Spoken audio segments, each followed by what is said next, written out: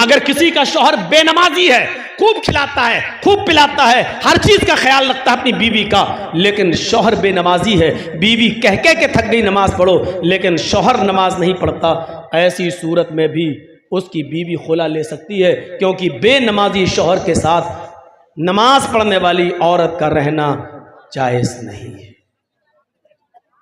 बहुत खुल के मैंने कह दिया है, नमाज पढ़ने वाली औरत, पंच वक्ता नमाजी औरत का बेनमाजी आदमी के साथ रहना जायज नहीं है।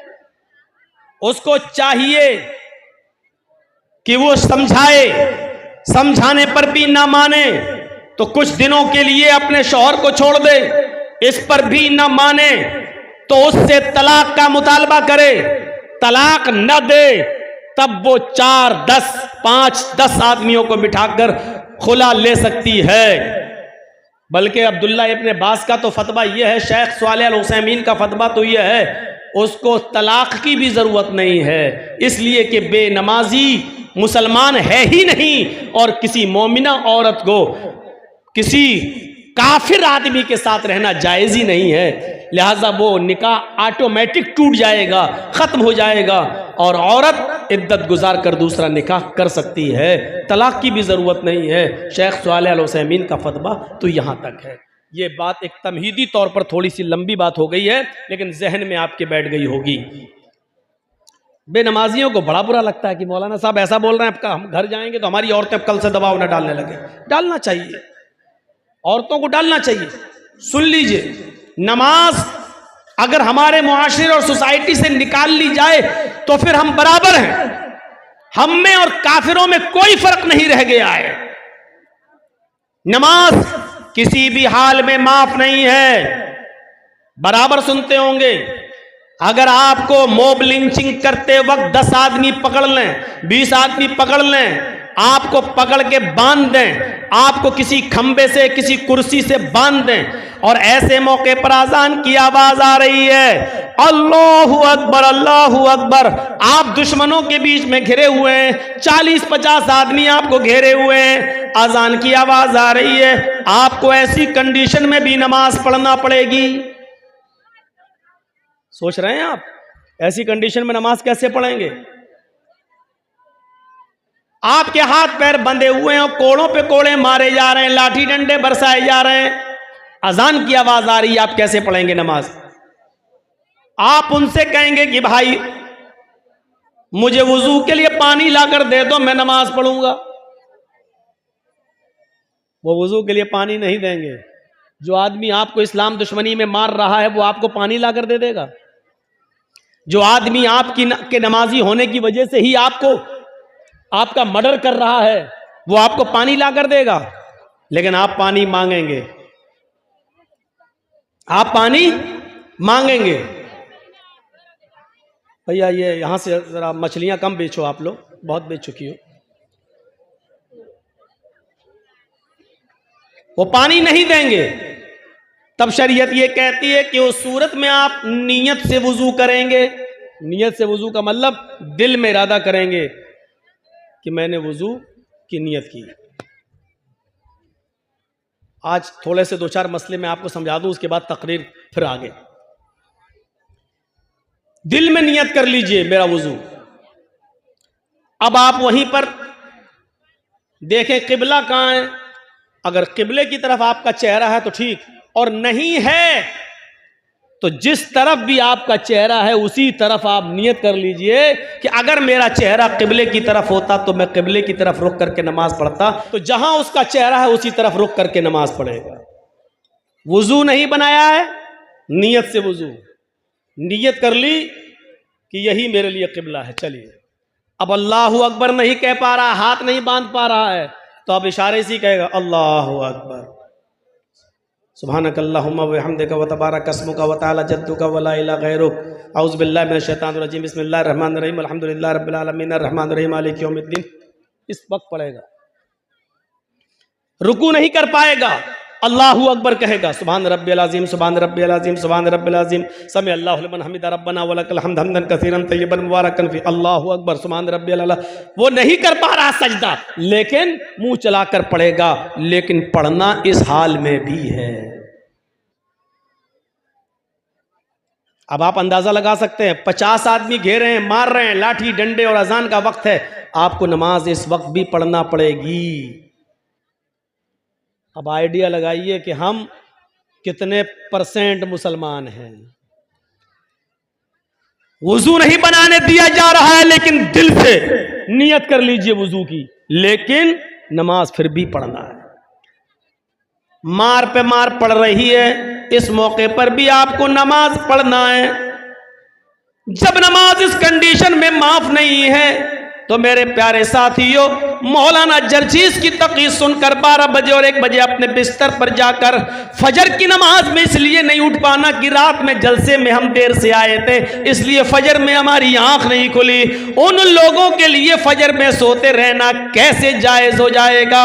मौलवी जर्जीस का जलसा आपके ऊपर फजर की नमाज में सोते रहने की इजाजत आपको कैसे दे सकता है? सोचिए।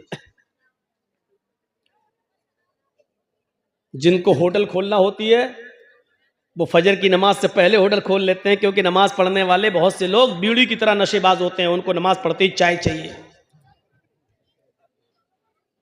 अगर आपको अपनी जिम्मेदारी का एहसास हो जाए, आपको अपनी जिम्मेदारी का एहसास हो जाए, तो यकीन मानिए कि आप सो नहीं सकते। आप अपने वक्त पर उठेंगे, आप अपने वक्त पर जागेंगे, लेकिन उसी में आपको दिल हमें हर वक्त लगाए रहना पड़ेगा। नमाज करना, हर वक्त नमाज में। जरा गौर कीजिए, एक आदमी भूखा था और उसी से किसी ने सवाल कर लिया कि 2 + 2 कितना होता है, 2 कितना होता है? उसने कह दिया 4 रोटी। यहां तो रोटी के बारे में पूछा नहीं गया, वो 4 माइक भी तो कह सकता था, वो 4 आदमी भी तो कह सकता था, वो 4 पेन, 4 कॉपी, कुछ भी कह सकता था, लेकिन चूंकि वो भूखा था, उसके दिमाग में रोटी और खाना ही उसके दिमाग पे चढ़ा हुआ था। उससे तो सिर्फ ये पूछा गया कि 2 कितना होता है, उसने कह दिया 4 रोटी। क्यों? क्योंकि उसके जहन में खाना चढ़ा हुआ था, उसकी जबान से रोटी निकल गया, 4 रोटी। मेरे भाइयों, ये रोटी का लफ्ज निकलना ये बता रहा है कि आदमी कितना भूखा है। अगर आपके ऊपर नमाज सवार हो जाए, आपके जहनों पर नमाज सवार हो जाए, और आप उठे बैठे, लेटे सोए, जागे, खाए पिए, वक्त दुकान जाएं, कारोबार करें, फैक्ट्री जाएं, ऑफिस जाएं, दुकान जाएं, लेकिन नमाज आपके ज़हन पर चढ़ी रहे, तो यकीन जानिए आपको हर वक्त नमाज का ख्याल लगा रहेगा। रात में कई मरतबा आप उठेंगे तो अपनी घड़ी देखेंगे, मोबाइल में टाइम देखेंगे कि फजर का वक्त हुआ या नहीं हुआ है। आप अगर अपनी जिम्मेदारी संभालेंगे और समझेंगे तो। एक फकीर ने देखा कि हमारे मुल्क का बादशाह हुकूमत भी बड़ी अच्छी चलाता है, और इसके बावजूद उसकी एक भी नमाज तर्क नहीं होती है, और वो दीनी काम भी बहुत अच्छा करता है। उस बादशाह को, फकीर उस बादशाह के पास गया और कहने लगा, बादशाह सलामत, आपकी अदालत में, आपके दरबार में शेर और बकरी एक ही जगह पानी कैसे पी लेती है, जबकि शेर बकरी को देखकर उस पर झपटता है? यानी बकरी रहेगी जहां शेर रहेगा वहां बकरी नहीं रह सकती है। लेकिन हम देखते हैं, बादशाह ने कहा कि हम कुछ समझे नहीं तुम्हारी बात, आए फकीर मुझे समझाओ क्या बात है। फकीर ने बताया कि बादशाहों को नमाज और रोजे की फुर्सत कहाँ है, वो तो लोगों की शिकायतें और फरियादें सुनते हैं, वो तो बिजी रहते हैं, उनको इतना टाइम कहाँ रहता है कि वो नमाज पढ़ सकें, रोजा रख सकें। लेकिन आप वक्त पर नमाज भी पढ़ लेते हैं, लोगों की शिकायत भी सुनते हैं, हुकूमत भी और हुक्मरानी भी अच्छी तरीके से चलाते हैं और कर लेते हैं। अच्छा, ये देखना चाहते हो मैं ये कैसे कर लेता हूं? कहा कि सुनो, इस फकीर के हाथ में पानी का एक प्याला पकड़ाओ, तो पानी का प्याला पकड़ा दिया। फकीर ने पानी का प्याला पकड़ लिया, कहा जाओ मेरे इस पानी का प्याला लेकर मेरे शहर का एक चक्कर लगा कर आओ। उसने कहा इसमें कौन सी बड़ी बात है, मैं कटोरा लेके वैसे भी भीख मांगता फिरता हूं, चक्कर लगा लेता हूं पानी का प्याला लेकर। उसने कहा ऐसे नहीं, अपने 2 जल्लादों से कहा कि तलवार मियान से निकालो। जल्लादों ने मियान से तलवार निकाली, एक को इस फकीर के दाएं खड़ा कर दिया और एक जल्लाद को बाएं खड़ा कर दिया और कहा अब जाओ इस पानी का प्याला लेकर मेरे पूरी बस्ती का, मेरे पूरे शहर का दौरा करो। और जल्लादों से कह दिया अगर इस पानी के प्याले में से एक भी पानी की बूंद अगर छटक कर जमीन पर गिर जाए तो इस फकीर का सर काट कर जरा मेरे पास ले आना, फिर मुझे जरूरत नहीं इस फकीर की, इसका सर तन से जुदा कर देना। फकीर की तो हवा टाइट हो गई। फिर पानी का प्याला लिया और चल रहा है, और ऐसे चल रहा है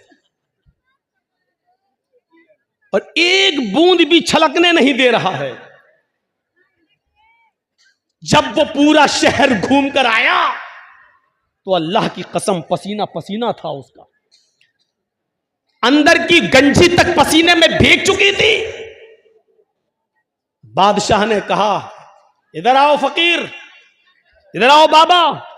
फकीर ने कहा जी बताओ तुम्हें मेरे शहर की रौनक कैसे लगी, मेरी बस्ती तुम्हें कैसी नजर आई, मेरा ये शहर तुम्हें कैसा लगा। फकीर ने कहा तेरा सत्यानाश हो, तेरे इन दोनों जल्लादों की तलवार ने बस्ती देखने की मोहलत ही हमें कहां दी, मेरी नजर तो प्याले पर थी। अगर पानी का एक बूंद भी छटक जाता तो मेरी तो गर्दन उड़ जाती। बादशाह सलामत, आप ये कैसे पूछ रहे हो कि शहर कैसा लगा, मैंने शहर देखा ही कब है। बादशाह ने जवाब दिया तुम मुझसे पूछते हो कि हुक्मरानी कैसे कर लेते हो और नमाज कैसे पढ़ लेते हो, जिस तरह मेरे 2 जल्लादों की तलवार ने तुम्हें शहर की रौनक को देखने से गाफिल कर दिया, ऐसी कुरान करीम के अंदर आयात जहन्नम को पढ़ पढ़ करो सुन सुनकर मैं भी दुनिया व माफिया से गाफिल हो गया। मुझे अल्लाह की लौ लगी रहती है, मुझे अपनी रियाया और आवाम की हिफाजत की फिक्र होती है, वो भी कुरान की रोशनी में। और जैसी अजान का वक्त होता है मैं नमाज के लिए चला जाता हूं। अल्लाह के अजाब की वजह से मुझे इस बात का एहसास ही कहा रहा कि मैं हुक्मरान हूं, मैं हाकिम हूं, मैं बादशाह हूं। सुनो, जब अल्लाह का डर पैदा हो जाए तो फिर आदमी सब कुछ कर लेता है। जैसे जल्लादों के डर ने तुम्हें शहर नहीं देखने दिया है, तुम्हारी हालत भी कपकपाने लगी है, थर्राने लगी है, ऐसे अल्लाह के अजाब के डर से मैं भी कपकपाता हूं, मैं भी थर्राता हूं। इसलिए मैं अल्लाह की मखलूक के दरमियान बेइंसाफी नहीं होने देता हूं और वक्त पर नमाज की पाबंदी करता हूं, अल्लाह के हुकूक भी अदा करता हूं और रियाया के हुकूक भी अदा करता हूं। जब हमें एहसास हो जाए कि एक दिन हमें कब्र में जाना है तो कोई आदमी मेरे भाइयों नमाज छोड़ सकता है। अगर ये सब जानते हैं कि कब्र में जाना है, लेकिन एहसास हो जाए कि कब्र की तारीकी क्या है, कब्र के अंदर खुदा हुआ गड्ढा, उसमें रखी हुई लाश, उसके ऊपर रखे हुए लकड़ी के तख्ते और फिर ऊपर से मिट्टी। मेरे भाइयों इतनी तारीक रात, सूरज की रोशनी का अंधेरा, लकड़ी के तख्तों का अंधेरा, कब्र की मिट्टी का अंधेरा, इस अंधेरे में हमें और आपको सबको जाना है। बहुत आसान है कह देना मरेंगे तब देखा जाएगा, बहुत आसान है ये कह देना कि मरेंगे तब देखा जाएगा। कहते हैं कब्र का हाल मुर्दे से पूछो। मेरे भाइयों ये एहसास हो जाए कि एक दिन हमें अल्लाह के दरबार में जवाब देना है, जन्नत भी है जहन्नम भी, हमें जहन्नम से अपने आप को बचाना है। अगर ये एहसास हो जाए कि अजाब जहन्नम बड़ा सख्त है तो कोई आदमी फिर उस अजाब से बचने की फिक्र क्यों नहीं करेगा। हमें एहसास नहीं है उस बादशाह ने कितनी अच्छी तरीके से समझा दिया है। मेरे भाइयों, इतनी सब चीजें मानने के बाद, इतनी सब चीजें जानने के बाद, अब आइए मैं अब शुरू वाली अपनी बात पर आता हूं कि उस औरत ने, जो आदमी इतना सब कुछ कर ले तो फिर हराम बच्चा पैदा होगा? नहीं हो सकता। कितना ख्याल रखा गया है। लेकिन वो औरत थी और सहाबिया थी और आकर कहती है कि अल्लाह के नबी, मेरे पेट में हमल है, बच्चा है, अय अल्लाह के रसूल सल्लल्लाहु अलैहि वसल्लम, मुझे सजा दे दीजिए क्योंकि मुझसे जिना का सुदूर हुआ है। आपने कहा ले जाओ, पत्थरों से मार मार कर खत्म कर दो। लेकिन कहने लगी मेरे पेट में बच्चा है। तो कहा कि जाओ, जब बच्चा पैदा हो जाए तब आना। जब बच्चा पैदा हो गया तब आई। कहा अब इसको मार दो, खत्म कर दो। बच्चा रोने लगा। माँ अपने बच्चे को जब दूध पिलाने लगी तो अल्लाह की नबी ने कहा, खातून, अभी तुझे मारा नहीं जाएगा, अभी कत्ल नहीं किया जाएगा। ये बच्चा जो नाजायज बच्चा है, जो जिना की पैदावार है, अभी तेरे दूध की जरूरत है इस बच्चे को, अभी तुझे नहीं मारा जाएगा। इतनी तमाम बंदिशों के बावजूद वो औरत कबूल करती है कि ये नाजायज बच्चा है। सोचिए मेरे भाइयों, हराम औलाद है, लेकिन उस हराम बच्चे को भी अल्लाह के रसूल पेट में मारने की इजाजत नहीं दे रहे, खत्म करने की इजाजत नहीं दे रहे हैं। बच्चे के माँ से कहा जा रहा है, जब ये बच्चा तेरा दूध छोड़ दे तब तू आना। उसने दूध भी जल्दी छुड़वा दिया। आमतौर पर बच्चे 2 साल दूध पीते हैं, उसने 1 साल, 1.25 साल में, 1.5 साल में दूध छुड़ा दिया। फिर लेकर आई और कहने लगी अब बच्चा रोटी खाने लगा है। अल्लाह के नबी ने फरमाया, आय अल्लाह की बंदी, अब मेरे पास कोई बहाना नहीं है कि मैं तुझे छोड़ सकूं। आए सहाबा, जाओ और इसको ले जाकर सीने के बराबर गाड़ कर इस औरत को पत्थरों से मार मार के खत्म कर दो। पूरे वाक़े को बताने का मकसद ये है कि ये इंसानियत थी जनाब मोहम्मद रसूलुल्लाह सल्लल्लाहु अलैहि वसल्लम की, कि हराम का और नाजायज बच्चा भी गिराने की इजाजत नहीं दे रहे हैं। ये इंसानियत है, इंसानियत। और इंसानियत का सबसे बड़ा सबक इस्लाम पेश करता है। हर हाल में मसाइल को जानने की कोशिश करो।